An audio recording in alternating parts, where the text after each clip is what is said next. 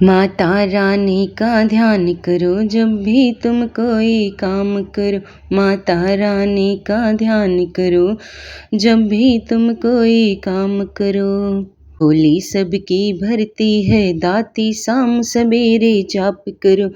झोली सबकी भरती है दाती शाम सवेरे जाप करो। मिलके सब जन तुम बोलो जय बोलो माता दी। मिलके सब जन तुम बोलो बोलो जय माता दी। हाथ उठाकर बोलो बोलो जय माता दी। जय माता दी। तो प्रिय भक्तजनों, माता रानी सदा सर्वदा अपना आशीर्वाद आप सभी पर बनाए रखें।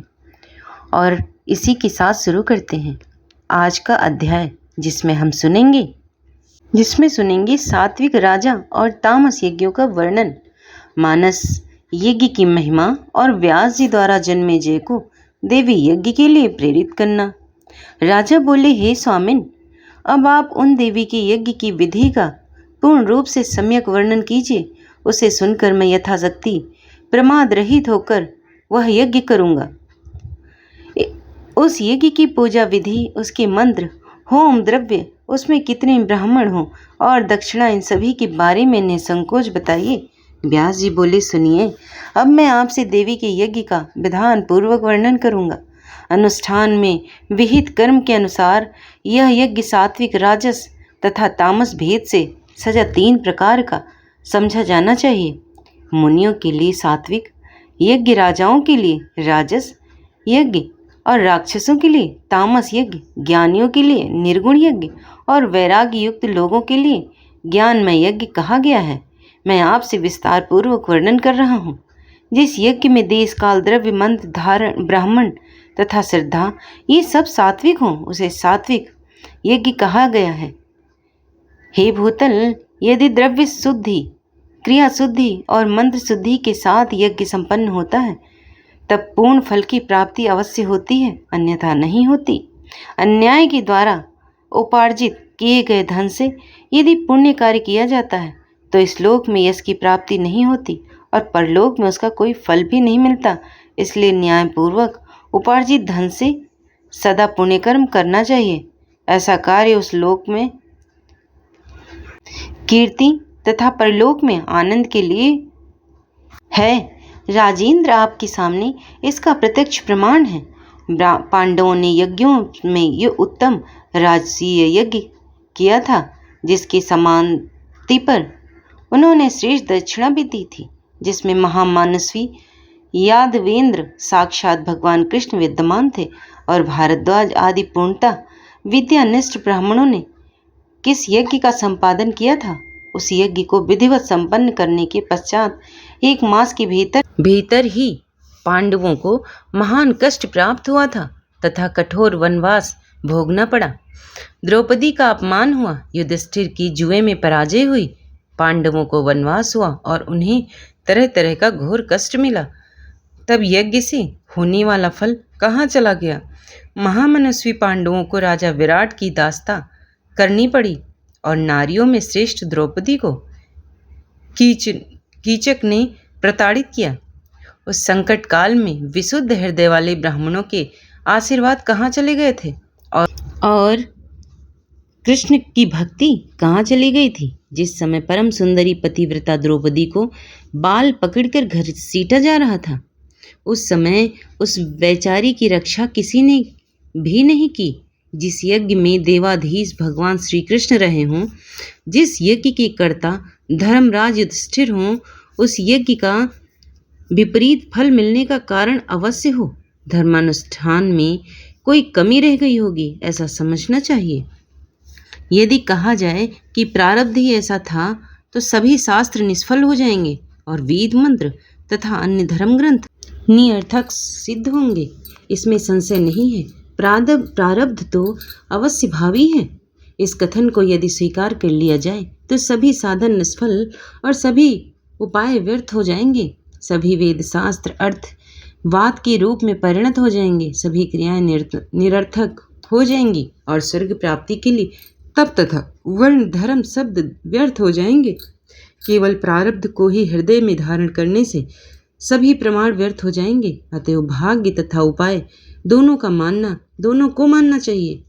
कर्म करने पर भी यदि विपरीत परिणाम प्राप्त होता है, पंडित शिरोमणि विद्वानों को सोचना चाहिए कि कार्य करने में कोई कमी अवश्य नहीं रह गई थी। कर्मशील विद्वान ने कर्तृ भेद, मंत्र भेद तथा द्रव्य भेद से उस कर्म को अनेक प्रकार वाला बताया है। पूर्व काल में इंद्र ने यज्ञ में आचार्य के रूप में विश्वरूप का वर्ण किया था। उस विश्वरूप ने अपने मातृ पक्ष के दानवों के हितार्थ विपरीत कार्य किया। देवताओं तथा दानवों दोनों का कल्याण हो, ऐसा बार बार कहकर उसने मातृपक्ष के जो असुर थे उनकी भी रक्षा की। तदंतर दानवों को अत्यंत हष्टपुष्ट देखकर इंद्र कुपित हो उठे और उन्होंने वज्र से तत्काल उस विश्वरूप के सिर काट दिए। इसमें यह निसंदेह सिद्ध हो जाता है कि कतक भेद से विपरीत फल हो जाता है। यदि इसे ना माने तो ठीक नहीं है, क्योंकि पंचालन नरेश द्रुपद ने रोषपूर्वक द्रोणाचार्य के नाश के निमित्त एक पुत्र उत्पन्न होने के लिए यज्ञ किया था। इसके परिणाम स्वरूप यज्ञ वेदी के मध्य भाग से धृष्टि, युग्म तथा द्रौपदी ये दोनों उत्पन्न हुए। पूर्व काल में जब महाराज दशरथ ने पुत्रेष्ट यज्ञ किया तो उन पुत्रहीन तथा राजा दशरथ के भी 4 पुत्र हुए। अतः हे नृपश्रेष्ठ, युक्ति पूर्वक किया गया कोई भी कार्य इस प्रकार से सिद्ध प्रदान करने वाला होता है, और कोई युक्ति पूर्वक ना किया गया कार्य सर्वथा विपरीत फल प्रदान करने वाला होता है। जैसे पांडवों के यज्ञ में किसी दोष के कारण हो उन्हें विपरीत फल मिला और जुए में हार गए। हे राजन, युधिष्ठिर सत्यवादी तथा धर्मपुत्र थे। द्रौपदी भी एक पतिव्रता स्त्री थी एवं युधिष्ठिर के अन्य छोटे भाई भी पुण्यात्मा थे, किंतु अन्य पार्जित द्रव्यों के प्रयोग के कारण उस यज्ञ में वैगुण्य उत्पन्न हुआ तथा उन्होंने अभिमान पूर्वक यज्ञ किया था, जिससे दोष उत्पन्न हुआ। हे महाराज, सात्विक यज्ञ तो अत्यंत दुर्लभ है। माना गया है वह महाराज केवल वानप्रस्थ मुनियों के लिए ही विहित है। हे राजन, तप में तत्पर जो लोग नित्य न्यायपूर्वक अर्जित किए गए द्रव्य पदार्थ, वन्य फलमूल तथा ऋषियों का सुसंस्कृत सात्विक आहार ग्रहण करते हैं, ऐसे तपस्वियों द्वारा नित्य अति श्रद्धा के साथ पुरोडास से संबंधित किए जाने वाले समंत्रक तथा योग विहित यज्ञ परम सात्विक यज्ञ कहे गए हैं। जिस यज्ञ में अधिक धन व्यय किया जाता है, जिसमें पशु बलि के लिए सुंदर यूप गाड़े जाते हैं तथा जो अभिमान के साथ किए जाते हैं क्षत्रियों तथा वैश्यों द्वारा संपादित किए जाने वाले ये यज्ञ राजस यज्ञ कहे गए हैं। महात्माओं ने दानवों द्वारा किए जाने वाले यज्ञ को तामस यज्ञ कहा है। ऐसे यज्ञ क्रोधा भाव के साथ किए जाते हैं, अहंकार को बढ़ाने वाले होते हैं, ईर्ष्या पूर्वक किए जाते हैं और बड़ी साज सज्जा तथा क्रूरता के साथ संपन्न किए जाते हैं। मोक्ष की कामना करने वाले विरक्त मुनि महात्माओं के लिए सर्व साधन संपन्न मानस यज्ञ बताया गया है। अन्य सभी यज्ञों में कुछ कमी हो भी सकती है, क्योंकि वे द्रव्य, श्रद्धा, कर्म, ब्राह्मण, देश, काल तथा अन्य द्रव्य साधनों में संपन्न किए जाते हैं। अतः अन्य यज्ञ वैसा पूर्ण कार्य नहीं होता जैसा मानस यज्ञ सदैव पूर्ण हो जाता है। इस यज्ञ के लिए सर्वप्रथम मन को परिशुद्ध तथा गुण से रहित बनाना चाहिए। मन के शुद्ध जाने पर शरीर की शुद्धि स्वतः हो जाती है, इसमें संशय नहीं है। जब मनुष्य का मन इंद्रियों के विषयों का परित्याग करके पवित्र हो जाता है, तभी वह उस मानस यज्ञ को करने का अधिकारी होता है। तत्पश्चात वह अपने मन में पवित्र यज्ञीय वृक्षों से निर्मित अनेक सुंदर सुंदर स्तंभों से अलंकृत तथा अनेक योजन विस्तार वाले यज्ञ मंडप की रचना करके उसमें मन ही मन एक विशाल यज्ञ वेदी की कल्पना करें और उस पर मानसिक अग्नि की विधि पूर्वक स्थापना करें। उसी प्रकार मन में ब्राह्मणों का वर्ण करके ब्रह्मा, अर्धवर्यु, होता, प्रसोता, उदाता, प्रतिहर्ता तथा अन्य सभासदों को नियुक्त करके यथोचित रूप से प्रयत्न पूर्वक मन से उनकी पूजा करनी चाहिए। प्राण, अपान, व्यान, समान तथा उदान इन पांचों अग्नियों को यज्ञ वेदी पर विधान पूर्वक स्थापित करना चाहिए।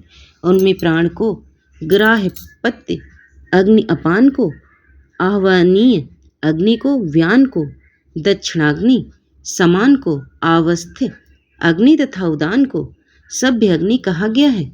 ये पांचों परम तेजस्वी हैं। इस यज्ञ में मानसिक रूप से ही दोष रहित तथा परम पवित्र सामग्रियों की भी कल्पना करनी चाहिए।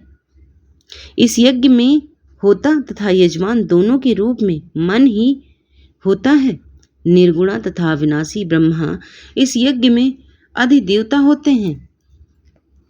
निर्गुणा पराशक्ति सभी फलों को प्रदान करने वाली है।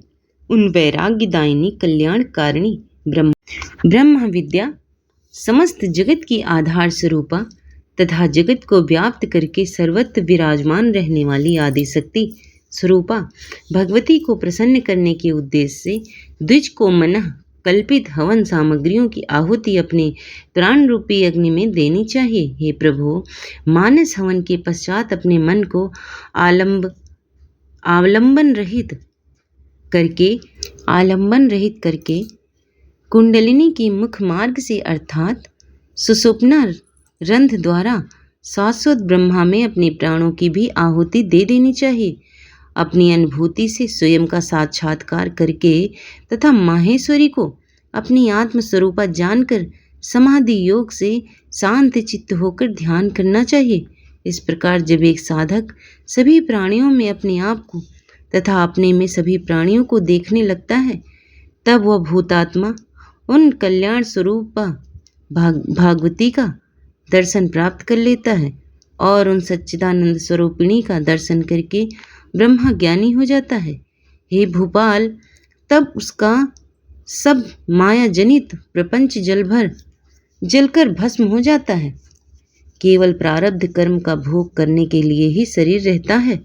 हे तात, तब वह जीवन मुक्त हो जाता है और मृत्यु के उपरांत मोक्ष प्राप्त करता है। जो भगवती को भजता है वह सब प्रकार के कृतकृत्य हो जाता है। इसलिए गुरु के वचनों के द्वारा संपूर्ण प्रयत्न के साथ श्री भुवनेश्वरी भगवती का ध्यान, उनके चरित्र का श्रवण तथा मनन करना चाहिए।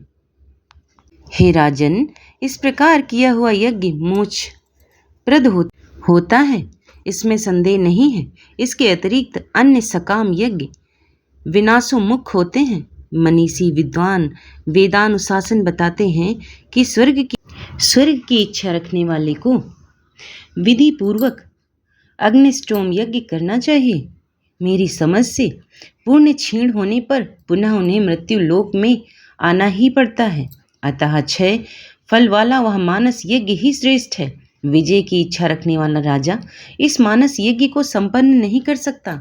हे राजन, अभी कुछ ही समय पूर्व आपने तामस समर्पज्ञ किया था, जिसमें आपने दुरात्मा तक्षक से वैर का बदला चुकाया था और उसमें आपने करोड़ों सर्पों को अग्नि में जलाकर मार डाला था। हे नृपश्रेष्ठ, अब आप विधि पूर्वक विस्तृत देवी यज्ञ कीजिए, जिसमें पूर्व काल में सृष्टि के आरंभ में भगवान विष्णु ने किया था। हे राजेंद्र, मैं आपको उसकी विधि बता रहा हूँ, आप वैसा कीजिए। हे राजेंद्र, आपके यहाँ वेदों की पूर्ण ज्ञाता, विधि को जानने वाले, देवी के बीज मंत्र के विधान के जानकार तथा मंत्र मार्ग के विद्वान अनेक ब्राह्मण हैं। वे ही उस यज्ञ में आपके याजक होंगे और आप यजमान बनेंगे। हे महाराज, इस प्रकार आप विधिवत देवी यज्ञ करके उस यज्ञ से मिले हुए पुण्य को अर्पित करके अपनी दुर्गति प्राप्त पिता का उद्धार कीजिए। ब्राह्मण के अपमान से होने वाला पाप बड़ा भयंकर और नरकदायक होता है। हे अनघ, आपके पिता वैसे ही सांप जनित दोष से ग्रस्त हो चुके हैं। साथ ही सांप के काटने से महाराज की अकाल मृत्यु हुई है और भूमि पर बिछे कुशासन पर नहीं अपितु आकाश में उनका मरण हुआ है। उनकी मृत्यु न रणस्थल में हुई है और न गंगा तट पर ही अपितु हे कुरुश्रेष्ठ, आपके पिता बिना स्नान दान आदि किए ही महल में मर गए हैं। हे नृपश्रेष्ठ, ये सब कुत्सित साधन नरक हेतु हैं। राजा के लिए नरक से बचने का एक उपाय था, किंतु वह अत्यंत दुर्लभ उपाय भी उनसे न बन सका। जहाँ कहीं भी प्राणी स्थित रहे, काल को समीप आया जानकर साधनों के अभाव में भी अत्यंत कष्ट के कारण विवश हुआ। वह जब हृदय में वैराग्य भाव आ जाए, तब निर्मल मन से यह सोचने लगी कि यह शरीर तो पृथ्वी जल आकाश अग्नि और वायु इन पंचभूतों से निर्मित है, तब फिर यह मेरे लिए क्या दुखदाई हो सकता है। यह देह अभी नष्ट हो जाए, मैं तो मुक्त निर्गुण तथा विनाशी हूँ। ये पंच तत्व तो विनाशशील हैं, तब इनके लिए मुझे चिंता ही क्या। मैं तो सदा मुक्त और सनातन ब्रह्मा हूँ, सांसारी जीव नहीं हूँ। इस देह से मेरा संबंध केवल कर्म भोग के कारण ही है। शरीर द्वारा किए गए उन सभी शुभाशुभ कर्मों का मेरा बंधन तो छूट चुका है, क्योंकि मनुष्य शरीर में मैंने दुख तथा सुख भोग लिया और इस अत्यंत भयानक घोर तथा भीषण सांसारिक कष्ट से मैं सर्वथा विमुक्त हूँ।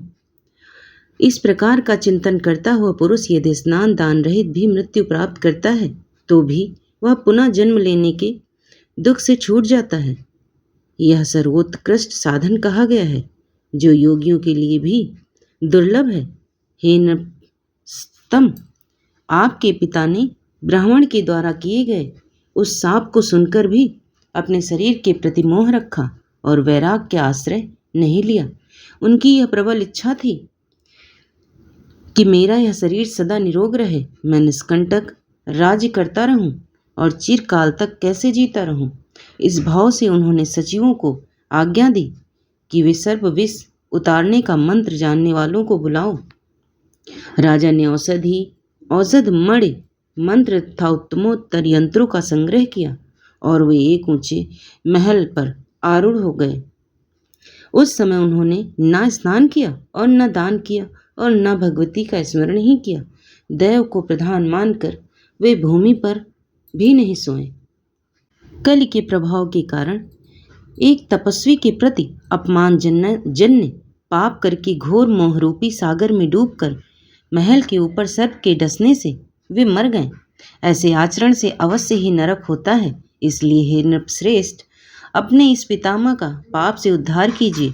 सूत जी बोले, हे ऋषिगण, अमित तेजस्वी व्यास जी का यह वचन सुनकर महाराज जन्मेजय बड़े दुखी हुए और अश्रु प्रवाह के कारण उनका कंठ रुंध गया। मन में पश्चाताप करते हुए वे कहने लगे, आज मेरे इस जीवन को धिक्कार है जो कि मेरे पिता नरक में पड़े हैं। इसलिए अब मैं ऐसा उपाय करता हूँ जिसमें उत्तरातनय राजा परीक्षित स्वर्ग चले जाएं। राजा बोले, ही पितामह, जगत के कारण स्वरूप तथा परम शक्तिशाली भगवान विष्णु ने पूर्व काल में वह यज्ञ कैसे किया। हे महामते, इस यज्ञ में कौन ब्राह्मण सहायक थे और कौन कौन वेद तत्वज्ञ विद्वान ऋतज्ञ थे। हे परतंत्र, यह सब आप मुझे बताएं। भगवान विष्णु के द्वारा किए गए अम्बा यज्ञ को सुनकर बाद में मैं भी सावधान होकर उसे विहित कर्म के अनुसार यज्ञ करूंगा। व्यास जी बोले, हे महाभाग, हे राजन, भगवान विष्णु ने जिस तरह विधि पूर्वक देवी यज्ञ किया था, उस परम अद्भुत प्रसंग को आप विस्तार से सुने। उस समय जब आदि शक्ति ने उन्हें विभिन्न शक्तियां प्रदान करके विदा कर दिया, तब श्रेष्ठ विमान पर स्थित वे तीनों ब्रह्मा, विष्णु और महेश पुनः पुरुष के रूप में हो गए। वहां से चलकर वे तीनों श्रेष्ठ देवगण घोर महासागर में पहुंच गए। वहां उन्होंने पृथ्वी उत्पन्न करके उस पर रहने के लिए स्थान बनाया और वहीं रहने लगे। उसी समय देवी ने अचल आधार शक्ति को मुक्त किया, जिसके आश्रय से वह मेद युक्त पृथ्वी टिक गई। मधुकैटभ के मेद का संयोग होने के कारण पृथ्वी को मेदिनी कहा गया। धारण करने की शक्ति होने के कारण उसे धरा तथा विस्तृत होने के कारण उसे पृथ्वी कहा गया। यह पृथ्वी महनीय होने के कारण मही कही जाती है। यह शेषनाग के मस्तक पर स्थित है। इसको यथा स्थान स्थित रखने के लिए सभी विशाल पर्वत रचे गए। जिस प्रकार कांठ में लौह कीलें जड़ दी जाती हैं, उसी प्रकार पृथ्वी को सुस्थिर रखने के लिए विशाल पर्वत बनाए गए। इसी कारण विद्युलोक उन पर्वतों को महीधर कहते हैं। परम अद्भुत सुमेरु पर्वत सोने का बना हुआ, वह मणिमय चोटियों से सुशोभित है तथा अनेक योजन विस्तार वाला है। उस समय सृष्टि का विकास इस प्रकार हुआ। सर्वप्रथम ब्रह्मा के विख्यात मानसिक पुत्र मरीचि, नारद, अत्रि, पुलस्त्य, पुलह, कतु, दक्ष और वशिष्ठ आदि हुए। तत्पश्चात मरीचि के पुत्र कश्यप हुए। दक्ष प्रजापति को 13 कन्याएं हुई। उन्हीं कन्याओं से अनेक देवता एवं दैत्य उत्पन्न हुए। उसके बाद काश्यपी सृष्टि संसार में फैल गई। उस सृष्टि में मनुष्य, पशु और सर्प आदि योनिभेदों से अनेक जीव उत्पन्न हुए। ब्रह्मा के दाहिने आधे शरीर से स्वयंभू मनु उत्पन्न हुए तथा बाएं भाग से स्त्री के रूप में शत्रुपा उत्पन्न हुई। उन्हीं शत्रुपा से प्रियव्रत और उतानपाद नामक 2 पुत्र उत्पन्न हुए तथा 3 अत्यंत सुंदर और उत्तम गुणों वाली पुत्रियां उत्पन्न हुईं। इस प्रकार सृष्टि रचना करके कमल से उत्पन्न भगवान ब्रह्मा जी ने सुमेरु पर्वत के शिखर पर एक सुंदर ब्रह्मलोक बनाया। भगवान विष्णु भी लक्ष्मी के विहार करने योग्य वैकुंठ लोक बनाया। वह अत्यंत रमणीय तथा उत्तम क्रीड़ा स्थान सभी लोगों के ऊपर विराजमान है। शिव जी ने कैलाश नामक एक उत्तम स्थान बना लिया, जिसमें वे भूतगणों को साथ लेकर इच्छा अनुसार विहार करने लगे। सुमेरु पर्वत के एक शिख पर देवलोक स्वर्ग की रचना हुई। वह इंद्रलोक के अनेक प्रकार के रत्नों से सुशोभित तथा इंद्र का निवास था। समुद्र मंथन से सर्वोत्तम वृक्ष पारिजात, 4 दांतों वाला ऐरावत हाथी, कामना पूर्ण करने वाली कामधेनु, उच्च श्रवा घोड़ा और रंभा आदि अनेक अप्सराएं निकली। इंद्र ने स्वर्ग को सुशोभित करने वाले इन सब को अपने पास रख लिया। धन्वंतरी, वैद्य तथा चंद्रमा भी समुद्र से निकले। वे दोनों देव अनेक गुणों से युक्त होकर स्वर्ग में रहते हुए शोभा पाने लगे। हे नृपश्रेष्ठ, इस तरह 3 प्रकार को सृष्टि हुई। देवता, पशु, पक्षी और मानव आदि अनेक भेदों से यह सृष्टि कल्पित है। अंडन, स्वेदन, उद्दिन तथा जयपुर, इन 4 भेदों से अनेक जीवों की सृष्टि हुई। उन सभी जीवों के साथ कर्म का बंधन लगा हुआ है। इस प्रकार सृष्टि ब्रह्मा, विष्णु और महेश ये सब अपने अपने लोकों में इच्छापूर्वक विहार करने लगे। इस प्रकार सृष्टि के विस्तृत हो जाने पर अच्युत भगवान विष्णु अपने लोक में लक्ष्मी के साथ विराजमान होकर आनंद करने लगे। एक समय की बात है, भगवान विष्णु बैकुंठ में विराजमान थे।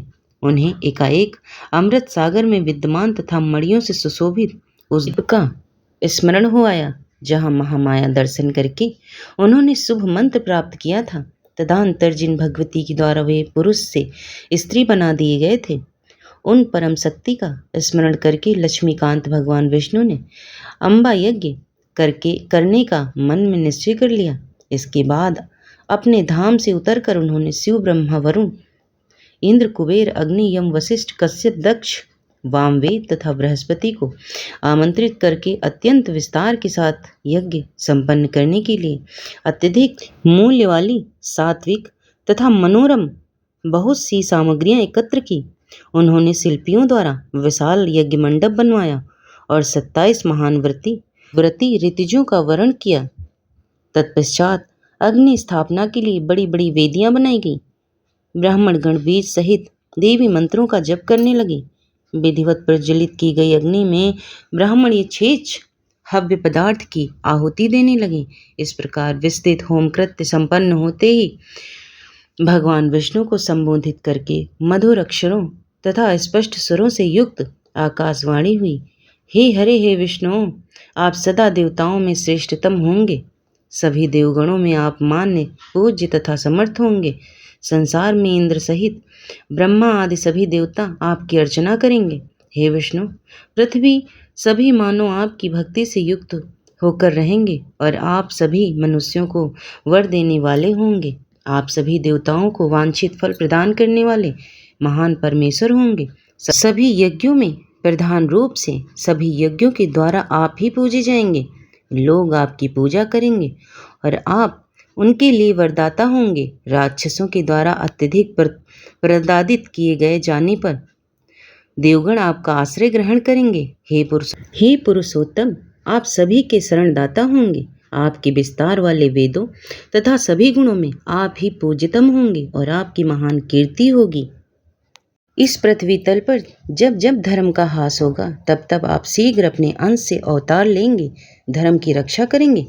आपके अंश से उत्पन्न वे समस्त अवतार पृथ्वी पर अत्यंत प्रसिद्ध होंगे और महात्मा गण आपके उन अवतारों का सम्मान करेंगे। हे माधव, नाना विधि योनियों में आपके द्वारा किए गए अवतारों में आप सभी लोकों में विख्यात होंगे। हे मधुसूदन, उन सभी अवतारों में मेरे अंश से उत्पन्न शक्ति सदा आपकी सहचरणी होगी और आपके समस्त कार्यों को संपन्न करेगी।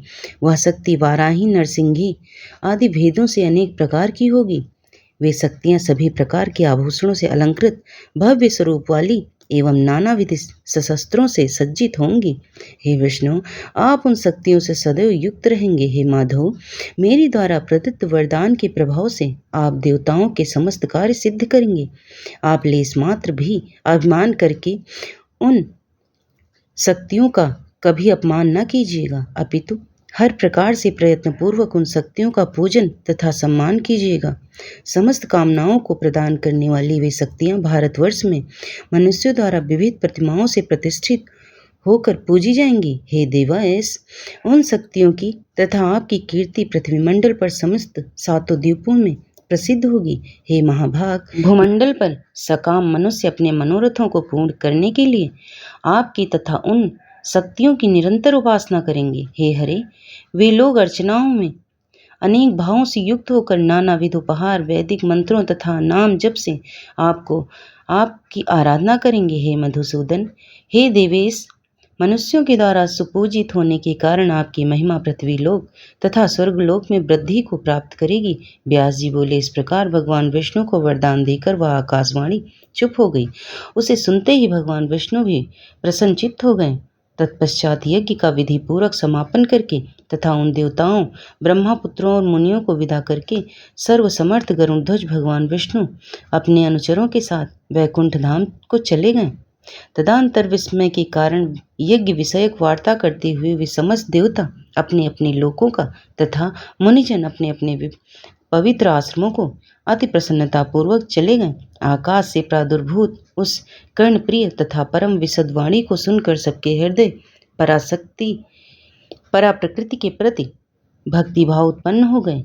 हे मुनीन्द्रों, अतएव वे सभी ब्राह्मणों तथा मुनिजन भक्ति परायण होकर उन भगवती का पूजन करने लगे जो वेद शास्त्रों में वर्णित है तथा संपूर्ण वांछित फलों को प्रदान करने वाला है। तो प्रिय भक्तजनों, कथा आज की यहीं पर समाप्त होती और अगर आपको अच्छी लगे तो चैनल को लाइक, शेयर, सब्सक्राइब कर लेना। धन्यवाद।